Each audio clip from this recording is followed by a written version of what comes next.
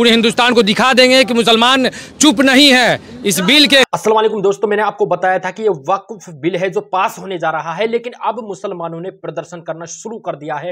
हजारों लाखों की तादाद में मुसलमान हैं जो इकट्ठे हो चुके हैं और कह रहे हैं कि हम सड़कों पर उतरने वाले हैं कानून और संविधान में रहते हुए। मैं आप लोगों को बता दूं कि आप इस वीडियो को पूरा देखें, ध्यान करके देखें, और सभी मुसलमानों को जागरूक करने का अब पूरी तरह से वक्त आ चुका है। वो कैसे, मैं आप लोगों को ये वीडियो दिखाने जा रहा हूं।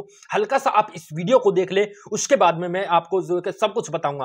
पहले आपको बता दूं कि यह जो मीटिंग रखी गई थी बिहार के पटना बापू सागर हॉल में रखी गई थी। ये मीटिंग है जो तहफुज़े औक़ाल कॉन्फ्रेंस रखी गई थी।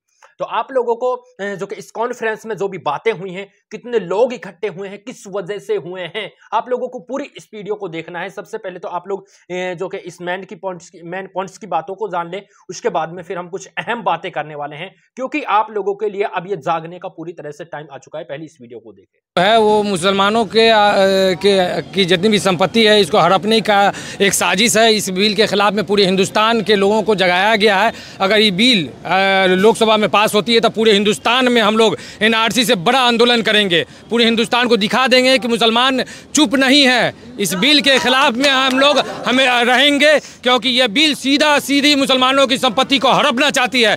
ये सरकार जब से आई है मुसलमानों को टारगेट कर रही है। एनआरसी के नाम पर, सीए के नाम पर अभी पूरे हिंदुस्तान में मुसलमानों की संपत्ति को देखकर मुसलमानों पर लिगेशन लगाकर उनको जेलों में भेजा जा रहा है, उनके मकानों को ध्वस्त किया जा रहा है, बुलडोजर चलाया जा रहा है।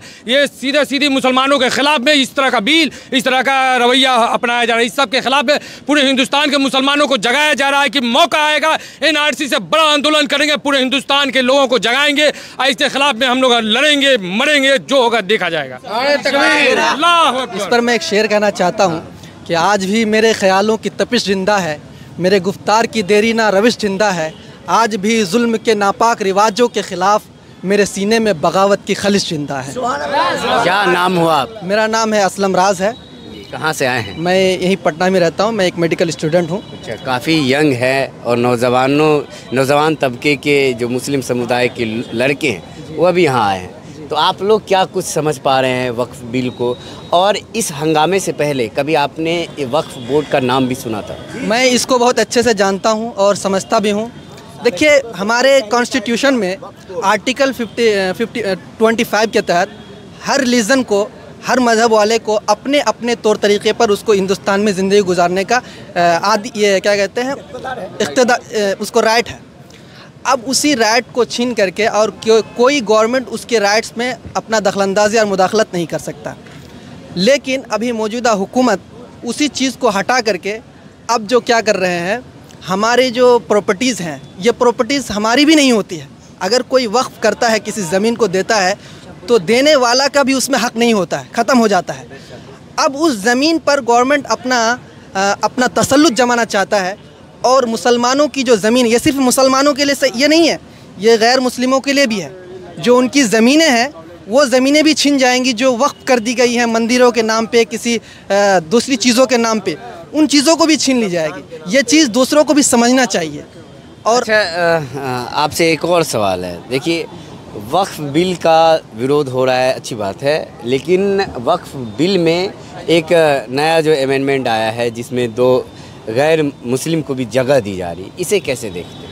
देखिए, ये चीज़ क्या है ना कि इससे सारी चीज़ों को हमसे जो छीन करके अब उसी चीज़ को सारे लोगों के लिए आम कर रहे हैं। आप एक बात बताइए, आपने किसी को एक घर दिया रहने के लिए कि भाई ये तुम्हारा घर है, और उसके बाद आपने उसको गिफ्ट कर दिया, दोबारा तो लेंगे नहीं उसको। अब क्या करेंगे, एक तीसरा आदमी आकर के कहता है कि भाई ये घर जो है ये सिर्फ तुमको नहीं दिया गया, हम छीन करके अब सारे लोगों में उसमें बांट देंगे। तो ये गलत हुआ ना भाई। जब आपने किसी को दिया है तो उसी का होना चाहिए। और चलिए, एक चाचा है, क्या नाम हुआ आपका? मोहम्मद बद्र आलम मेरा नाम हुआ जी। मैं वक्फ कमेटी का जो है दरभंगा ज़िला के अंदर एक मेंबर हूँ। मामलात ये है कि नीतीश सरकार जो है जब से वक्फ बिल पर ध्यान पहले एक तस्वीर, थोड़ा सा आप साइड हो जाइए। पहले इनको आप देखिए, इनके जज्बे को आप देखिए, किस लहजे से यहाँ आए हैं, काफ़ी हिम्मत जुटाकर। और काफ़ी लोग हट्टे कट्टे भी होते हैं तो पटना कौम के नाते या अपने रहनुमा को देखने सुनने के लिए नहीं आते हैं, लेकिन इनकी तारीफ़ होनी चाहिए कि इस हाल में भी आप पटना आए हैं और आप अपनी बात को रखिए। जी, बड़ी खुशी की बात है कि नीतीश कुमार जी ने वक्फ बिल को जो है सही समझा और यहाँ कमेटी जो पुरानी थी पड़ी हुई उसको जो ज़िंदा किया, और उस ज़िंदा में हम लोग दरभंगा ज़िला से आते हैं, उसमें एक बतौर मेंबर हैं। और इसमें सरकार जो है बिहार सरकार वो तो चाहती है लेकिन उनके अफसरान नहीं चाहते। अब मामला जो ये किस्म होती है ज़मीन की, मिस्कीनों के लिए है, मस्जिदों के लिए है, कब्रिस्तानों के लिए है, ईदगाह के लिए है, सारी ये वक्फ की एक सिस्टम है। तो सरकार जो है वो उनके अफसरान के ज़रिए जो सबसे अंचल अधिकारी है, अगर उनसे रिकॉर्ड हम लोग मांगते हैं तो वो नहीं देने के लिए तैयार, कहते कि भाई मेरे यहाँ रिकॉर्ड नहीं है। देखिए मेरे भाइयों, आप लोगों ने यह वीडियो देखा है, ठीक है, 2 मिनट का समय है। मैं आप लोगों से कहना चाहता हूं कि आप लोग इस वीडियो को ध्यान से समझा है, देखा है। अब मेरे भाइयों, आपका टाइम आ चुका है जागने का, पूरी तरह से जाग जाओ। अरे छोड़कर मत भागो, वीडियो को पहले थोड़ा देख लीजिए, समझ लीजिए बातों को।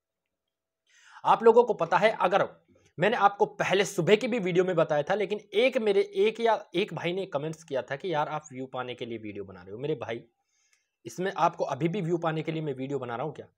अरे कुछ तो जागो, कुछ तो सोचो। आप अपने दिमाग के कीड़े को पूरी तरह से खत्म कर दो, इसको जो तुमने दोगलापन का ये कीड़ा भरा हुआ है, ठीक है। मैं आप लोगों से कहना चाहता हूं कि अब उठ जाओ, पूरी तरह से वक्त आ चुका है। हमें अपनी जमीन नहीं है, बल्कि वक्फ में की गई जमीन है।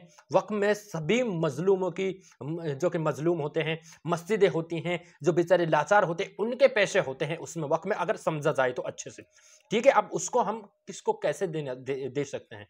उसमें संशोधन भी किया गया है कि उसमें 2 हिंदू जो कि गैर मजहब के लोग भी उसमें शामिल होंगे। ये उसमें मामला किए जा रहे हैं। साथ ही मामला ये किया जा रहा है कि हमें उस वक्फ बिल को पूरी तरह से, मतलब जो कि उसे पार्लियामेंट में आने नहीं देना है। पार्लियामेंट में तो आ चुका है लेकिन पास नहीं होने देना है। हमें बस ये समझना है, हमें कानून और संविधान के दायरे में रहते हुए हमें पूरी तरह से प्रोटेस्ट करना है, ठीक है। अब यह हमारा पूरी तरह से समय आ चुका है कि हमें प्रोटेस्ट करना है, हमें उठना है, हमें जागना है, सोए हुए मुसलमानों को जगाना है। क्योंकि जो हमने स्कैनर सेंड, हमें हमारा स्कैनर जो आया था, लेकिन स्कैनर आते ही जो अलग गैर मजहब के लोग हैं उन्होंने भी अपना एक स्कैनर बनाया। स्कैनर बनाने के बाद में अपना भी स्कैनर जो जनता के सामने लाए, अपने हिंदू भाइयों के सामने लाए, वो कहा कि हम उसके सपोर्ट में, वक्फ बिल के सपोर्ट में स्कैन करके मेल सेंड करेंगे। लेकिन हमें तो खिलाफ है भाई, हमें तो चाहिए नहीं, क्योंकि इसमें हमारी मस्जिद, मदरसे, जो कि कब्रिस्तान, इन चीज़ों को टारगेट किया जा रहा है, इनको बिल्डूज कर दिया जाएगा। कसर अब भी नहीं रह रही है। लेकिन अगर ये वक्फ बिल है, जो वक्फ अमेंडमेंट बिल है, इसको पास किया जाता है, इसमें पूरी तरह से मामला सफा हो जाएगा। आप समझ ही सकते हो। इस वीडियो के अंदर यही, फिर से मैं आप लोगों को एक नेक्स्ट वीडियो के अंदर, सुबह की वीडियो के अंदर बहुत बड़ी अपडेट देने जा रहा हूं। चैनल पर पहली बार आया तो सब्सक्राइब करके बेल आइकन को प्रेस जरूर कर लें। ऑनलाइन अर्निंग करना चाहते हैं तो मैंने डिस्क्रिप्शन में लिंक दिया हुआ है, मेरे टेलीग्राम चैनल को आप वहां पर जाकर जो कि फॉलो कर लें।